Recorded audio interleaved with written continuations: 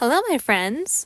This is Mina, and I am back today with a story time from my own life, actually. And this is something that happened about 2 years ago, a year and a half ago, let's say. This is such an interesting story because it shows how men and women can want the same thing, but they don't have to achieve it the same way.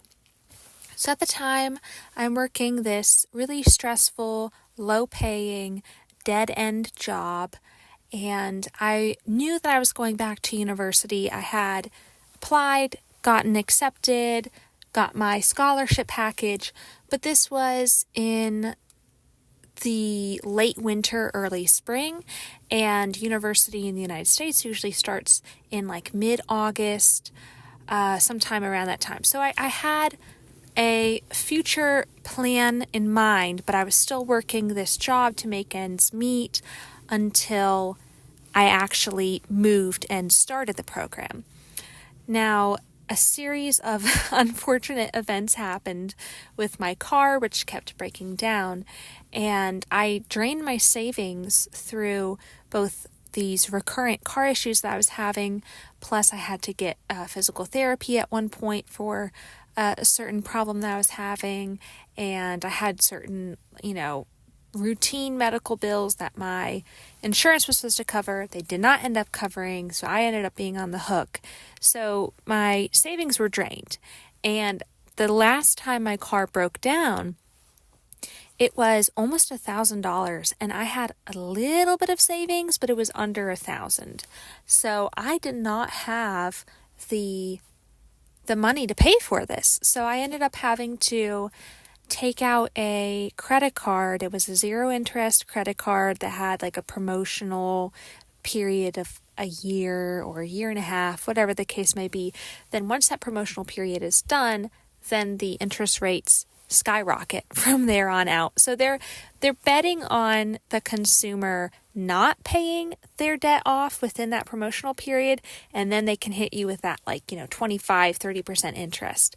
So I need this car to get to work because there's not even public transit to get from where I lived to this job. So I take out this debt, and I ended up getting a second job to pay this off and to build back up my savings a little bit. So I was working at least 40 hours a week at my day job, plus some overtime. And then on Fridays and Saturdays, Friday night and then Saturday, like afternoon, evening, night, I would work at my part-time job. And while this is all going on, around this time, about a year, 2 years prior to this, I had gotten really into working out, lifting weights, had built a lot of muscle. I was learning kind of from ground zero, from scratch. So I would listen to podcasts, watch YouTube videos, and was able to build a pretty good amount of muscle and achieve a physique that I really liked and I was really happy with. But I kind of liked the idea of getting a certification. I thought this would be so cool to get a personal training or group fitness certification, both for my own education, and also I would love to work at a gym to either train people or, teach classes, whether as a full-time job or as a part-time job. So that was kind of in the back of my mind. Now, I'm working this job, the Super Bowl comes around, which is a huge event in the United States, and even though I didn't usually work on Sundays, I had to work because all of us were required. This was a job in the food service industry, my part-time job was. So all of us were required to work on Super Bowl Sunday because they expected a higher demand over that weekend. So that happens. I work 7 days that week. Then I, go to work on Monday, work Monday, Tuesday, Wednesday, Thursday, Friday, Saturday, and now I'm on, I think it was that following Sunday, which I didn't have to work, But since I was working 6 days a week, that was my day to go grocery shopping, meal prep, and do laundry. I did not have laundry in my apartment, so I had to drive 15 minutes each way to a laundromat and do my laundry. So I drove there, put my laundry in, and while my wash was going, I would go across the street to this local coffee shop and buy a coffee. That was kind of like my one treat that I allowed myself, and while I was waiting for my laundry to be done. So I did that, went to the coffee shop, got my drink, and while I'm there, I see a man sitting there, and he is reading a textbook for one of the governing bodies that gives personal training certifications. I was vaguely aware of this company. I had done some research, so I, politely introduced myself to him, and I asked him, hey, I noticed you're reading this book. I'm really interested in this company. How have you liked it? Has it been difficult? What's your experience with it? And he was telling me about the program, and then he asked me about my goals, and I told him I eventually would like to get a certification in the future. And then he asked me, well, what's holding you back now?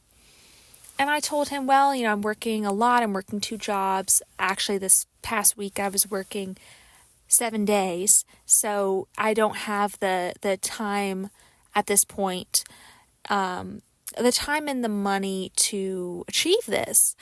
And then he launches into this kind of tirade / emotional pep talk. And this is really interesting. This is where being self-aware, knowing yourself, and not being easily triggered really helps you. When you hear these kinds of tirades, pep talks, whatever you want to call it, and you know yourself enough and you know other people enough to be an observer, hear what they're saying, but not necessarily absorb it or get triggered by it. He told me, I used to feel like that. I was just working and I'd come home and I'd waste all this time, and I finally just had to get disciplined, and anybody has the time to do this. You have to just make it a priority. Keep in mind, I just met this guy. So he basically was saying, I used to be lazy. Now I'm disciplined. Now I'm achieving this goal. And I just basically told him, okay, cool. Bye. And, here's the thing. I'm thinking to myself, did you not hear me say that I literally just worked 7 days this past week? When I say I don't have the time, I mean I was working 7 days a week at certain points. Definitely 6, working overtime at my main job. Then I'm working out. I have to go drive to do my laundry, grocery shop, meal prep, clean my house. So there are people that say, I don't have any time, and they're frittering away a lot of their life. And then there are people that literally are fully booked. So he couldn't really distinguish the difference. But it didn't really offend me too much, because I realized he's telling me this because he thinks it will help me. Because the thing that was holding him back was inaction, procrastination, laziness, so on and so forth. And he's projecting that experience onto everybody else who has not yet achieved this goal. He thinks that he's being helpful. He thinks that he's giving these sound bites that are going to just be a light bulb moment for me and give me that push and that motivation to achieve the goal.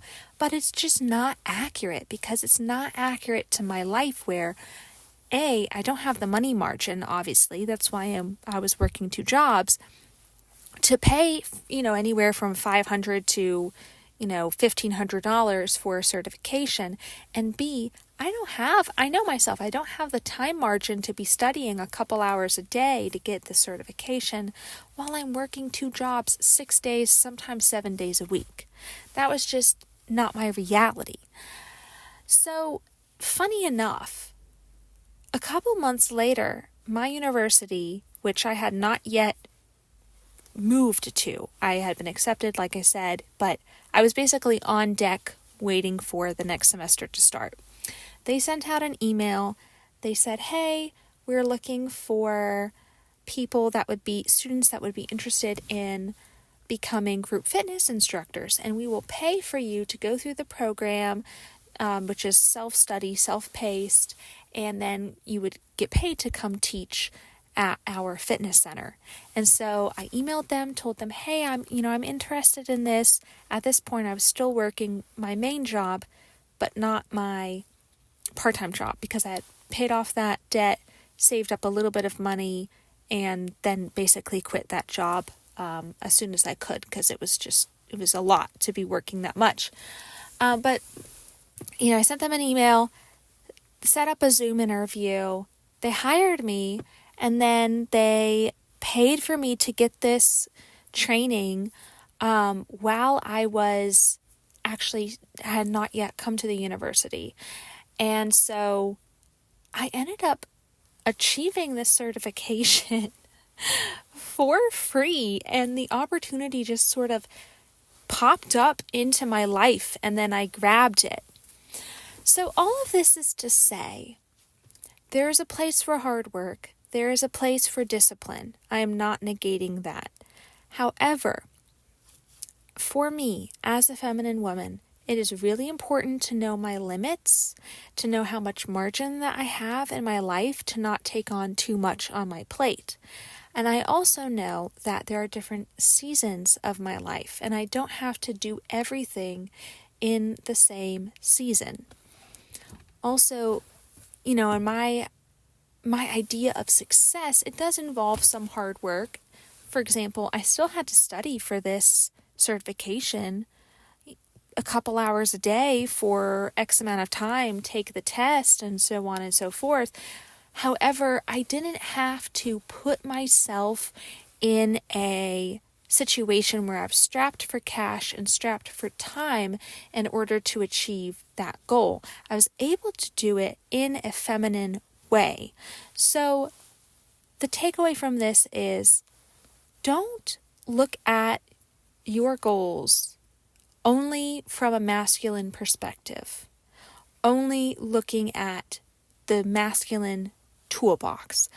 Look at your goals and think, how can I achieve this in a flow state? What are some creative ways to approach this? Things like this certification. How could I get my employer to invest in me to get this training, the certification, whatever the case may be?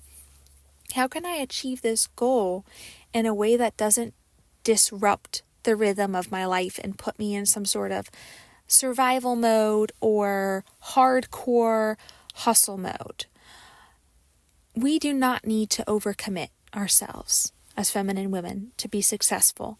And we do not need to wake up at 4 a.m, do our side business for 4 hours, then go work our day job, then go to the gym, and then work on our master's degree in the evening. For some men, they thrive on that. That is how they're able to get to the next level in their life, and they have the biology to be able to tolerate that for longer periods of time. We don't have to do that.